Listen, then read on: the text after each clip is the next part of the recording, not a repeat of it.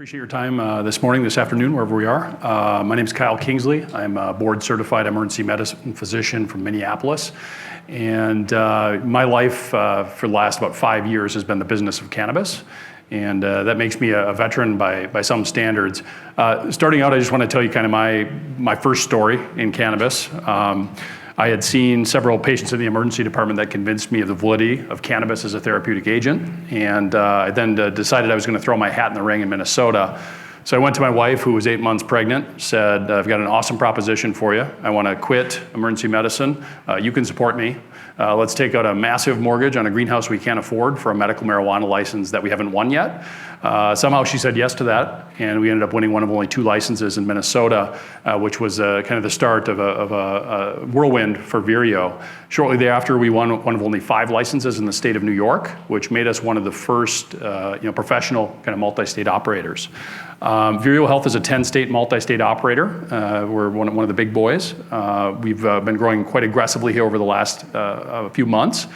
We just listed on the CSE about a month ago, so we're kind of the newly minted kid on the block here. Vireo is differentiated. We're fighting the MSO battle of distribution channel, augmenting our footprint, building brands, building production, cultivation capacity in very desirable markets. But the fundamental differentiator for us is our physician and medical scientific leadership, which really drives some very different opportunities. Our mission is that we are building the cannabis company of the future with the insertion of science, medicine, and engineering into the space. And when I started this back in 2014, it was non-existent. It's a different world now, where there is a lot of science, medicine, and engineering in the space. But we really see ourselves as the Cadillac MSO of these 3 disciplines. Leadership team is amazing. I'm definitely the least of the leadership team. A little bit about myself. I'm a farm boy from southeastern Minnesota, very comfortable with agricultural scale cannabis production. I think large swaths of the industry are heading that way. And the sooner you can move cannabinoid production outdoors, the more quickly you can drive down cost. So I definitely bring sort of the ag scale production background. Also an entrepreneur. I've built some completely uninteresting businesses in the medical documentation space. So it's been a pleasant transition to go from the least interesting businesses imaginable to the most in one fell swoop. And then lastly, I'm an ER physician, which is surprisingly good preparation for the cannabis space. Essentially, unless I have 2 patients dying in adjacent beds, I usually don't get too worked up. And so the cannabis chaos isn't that big of a deal. We have an amazing team. We have about 4 full-time physicians. We're stacked with lawyers, scientists. Ari Hoffnung is our chief operating officer, amazing guy based in New York. Most of our team is in Minneapolis, but we really are geographically agnostic with leaders in Denver, Montreal, New York, and Minneapolis. Corporate timeline goes all the way back to 2014, when we were awarded one of only 2 vertically integrated licenses in Minnesota, followed a few months later with one of only 5 vertically integrated licenses in New York. Some interesting things about those 2 states that really have kind of persisted and formed us as a company. They're vertically integrated, so we had to learn the entire process from day one. So imagine, I was an emergency medicine physician, absolutely no cannabis experience. On day 1 of Minnesota Medical Solutions, our Minnesota subsidiary, we had to be able to provide from seed all the way to patient. We were able to serve our first patient in Minnesota about 7 months after winning the license. So it was truly a whirlwind. So the vertical integration, we really were able to survey the industry at a very early stage and figure out the opportunities. And then also in these 2 states, we couldn't sell plant material, couldn't sell bud.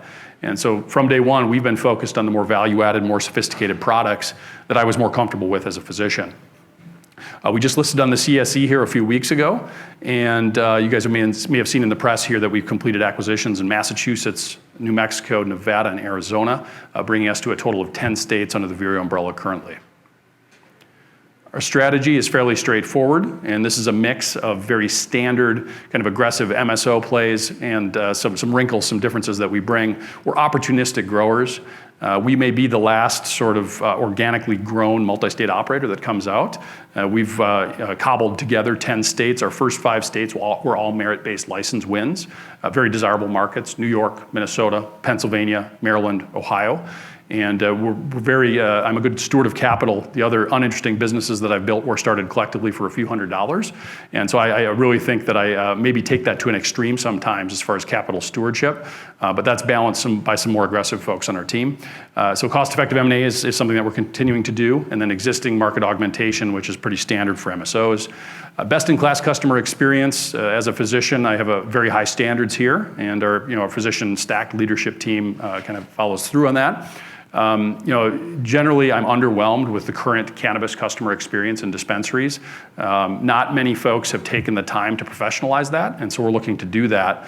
In our current dispensaries, it's probably a little bit over-medicalized. We have physicians training pharmacists, training pharmacy technicians, which are basically our bud tender equivalent. What we're looking to do now is fuse our pharmacy technicians' skill set and knowledge with that of the bud tender to really accommodate the full array of cannabis consumer and have it be a highly professionalized experience.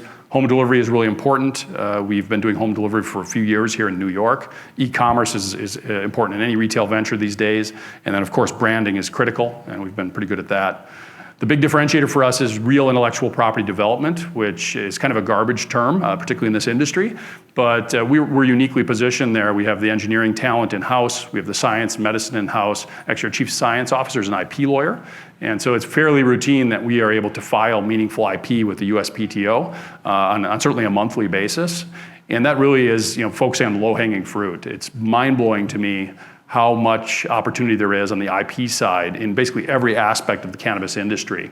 And GW Pharmaceuticals has a pretty wide IP moat, but there are many gaps, and we're capitalizing on those. Our IP ranges from industrial scale process and equipment to novel proprietary cannabis formulations, where we're looking to build the next generation of cannabis products. We have a IP-focused hemp strategy, and there's a lot of ancillary IP, which I can get into here. Love our geographic footprint. This has been done very prudently in a thoughtful way. It's a very juvenile, early stage footprint with a lot of upside. I look at the likes of Minnesota, New York, Pennsylvania, Maryland, Ohio, New Mexico, Arizona, all on the cusp of transitioning to adult use. Many of these states have dramatically limited the number of licenses, and there's just a tiny adoption rate as far as the amount of population that's accessing cannabis, at least legally, in these states. And so, our dispensaries, a dispensary in Minnesota is not the same as a dispensary in California, where you have the completely mature market, saturated patient base, saturated number of licenses. We're in a very different spot there, and I think it's a very positive footprint that we have. Puerto Rico has a binding purchase and sale agreement that is not yet closed, but everything else that you see here is part of the current Vireo footprint.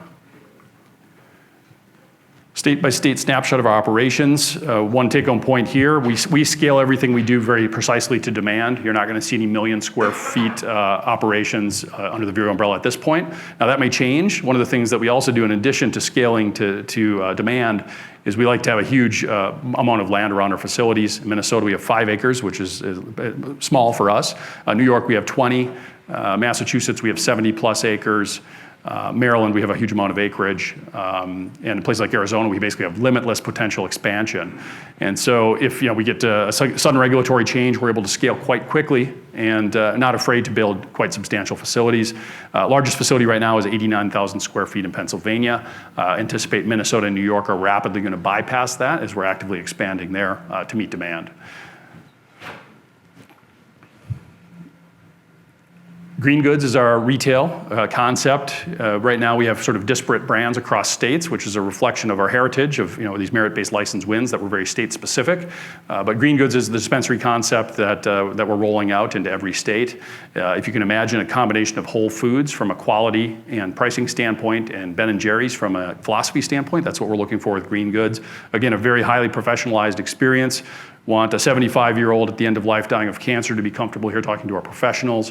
Also want a millennial looking for a very different experience to be comfortable coming into Green Goods. Home delivery, this is our landing page. We were the first mover in home delivery in New York. My understanding is we're the largest legal home delivery service in the 5 boroughs in Long Island. I think this is a big part of the future of retail and cannabis. We built this ourselves on the front to back. We're able to port this into other states as regulators allow. It's been a great tool for us and is a major revenue driver for us in New York. Invite you all to search for legal cannabis home delivery in New York, and our reviews will pop up here. Sorry about that. Branding, we've aggressively leaned into branding, as obviously that's going to be critical moving forward. We've been in interesting markets where branding is very early. We have a stable of about 25 brands, so we're quite ahead of the game. Our general approach to branding is that you can't just stamp a label on a kind of a commoditized product. You have to build something proprietary behind it. So instead of building just a standard capsule, why not go the next level? Build a top-end vegetarian, halal, kosher soft gel with no calories and a precise combination of multi-botanical products inside in addition to cannabis. Now that's something you can build a brand on. Again, putting your label on something that's standard is not going to have legs. It's not going to retain its margins. So our brands really span from Vireo, which is an expansive brand. It's really established itself as sort of the premium, pure, precise medical brand in Minnesota, New York, and Pennsylvania, to more adult use and health and wellness directed brands.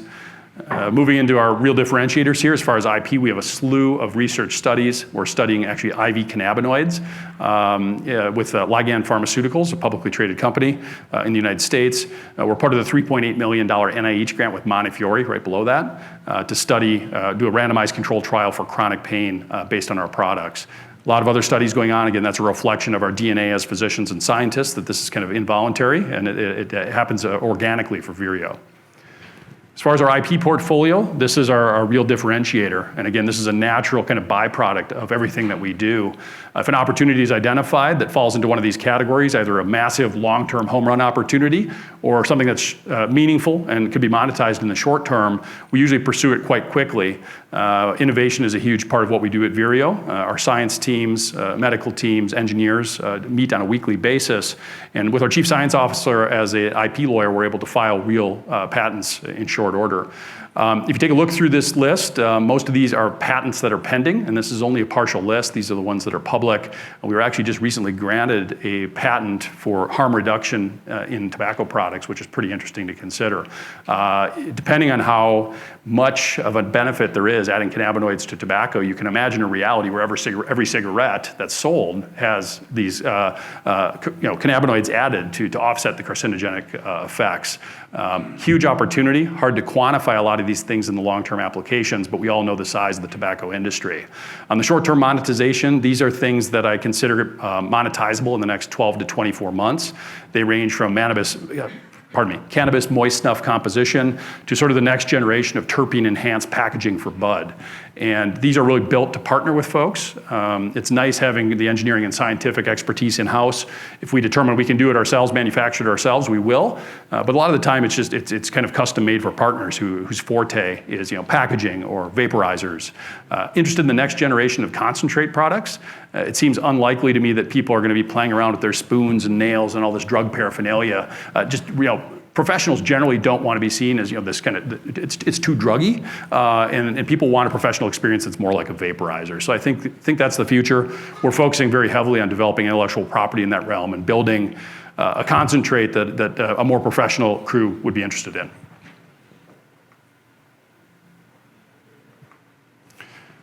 Sticking to our IP here, on the hemp side, we have two wholly owned hemp subsidiaries. So I mentioned I was a farm boy, very comfortable with this.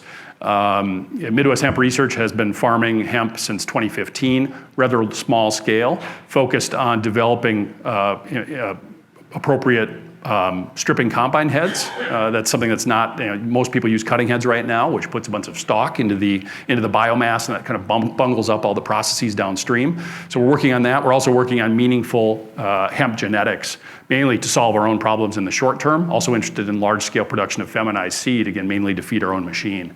1776 Hemp is our other hemp subsidiary. We're retrofitting a 15,000 square foot facility, which is really our playground with our engineering partners to build the next generation of scaled flower processing equipment. It's been interesting to me that there's this pretty substantial gap in scaled flower processing. Hemp has been focused on seed, on fiber, on hurd, and cannabis has literally been in the closet for decades, and it's got kind of this weird, segmented kind of culture that it's been tough to scale. And there's big gaps there as far as being able to dry cannabis at scale, grind it at scale, extract it at scale. We're able to fix these problems and are laser focused on sort of building the next generation of scaled processing equipment and processes. Board of directors, impressive crew, full array of 3 committees looking to list early on the NASDAQ. And these guys, we opted to not go for the sexiness. There's no Barack Obama or the like on our board. But these folks are really practical and have had a lot of value from day one. A lot of CPAs there. I don't want that to scare you, though. They're all entrepreneurial-minded folks. So in closing, Vireo really is one of the few 10-state plus multi-state operators, and we really see ourselves as winning the MSO game.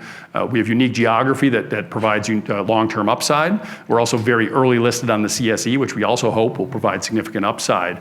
Our fundamental differentiator is that we're stacked with medicine and science through to our core, which leads to this meaningful IP almost as a natural byproduct of being a large MSO. So we feel we're fundamentally differentiated, and I think that's the end of my spiel here. So thank you guys for your time. Yes, sir. Can you talk a little bit? I'm sorry. Can you talk a little bit about the map? If we take a look at Canopy's acquisition or proposed transaction, they're in the 10 states that you're already in. I've seen a bunch of other presentations, and everybody's map looks pretty much the same.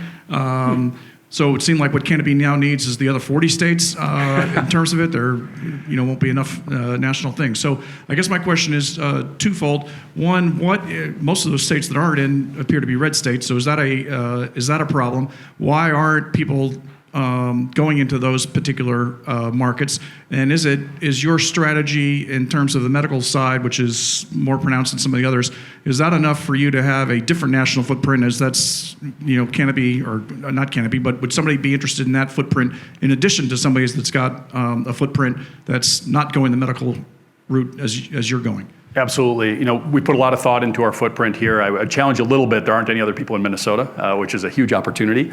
And it's pretty rare to couple New York, Pennsylvania, Maryland, Ohio, Minnesota with the Southwest states and Puerto Rico. So I think we're a little differentiated there. We think that we're uniquely positioned. A lot of these states that are in white are obviously conservative states without medical marijuana laws. And I look at the likes of Missouri and Georgia with recent medical marijuana laws. They're going to have limited number of licensees.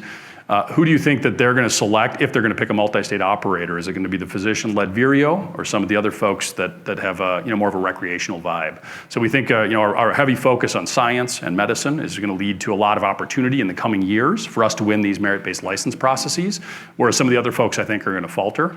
We're going to maintain that focus on science and medicine. It's going to drive a lot of opportunity. So to your point, if we end up with North, South Carolina, Georgia, Missouri, Utah, some of these other population-dense red states, it's a very different map.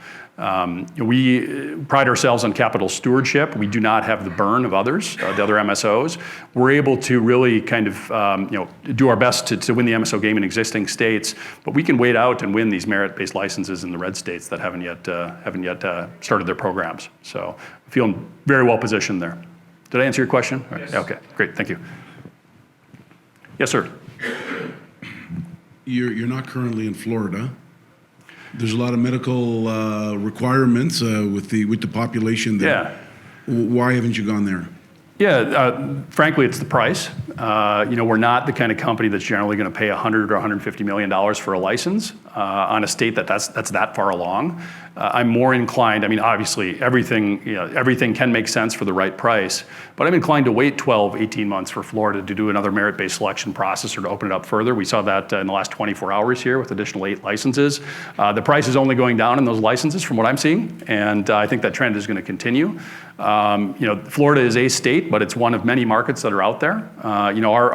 We're very excited about the upside in our existing footprint. I can't really comment on any specific plans in Florida. It's interesting, but generally it's pretty expensive for our taste. How much are you willing to pay for short-term revenues is the fundamental question there. And we're pretty cognizant of cash outlay. If you look at our acquisitions, they've been very cost effective.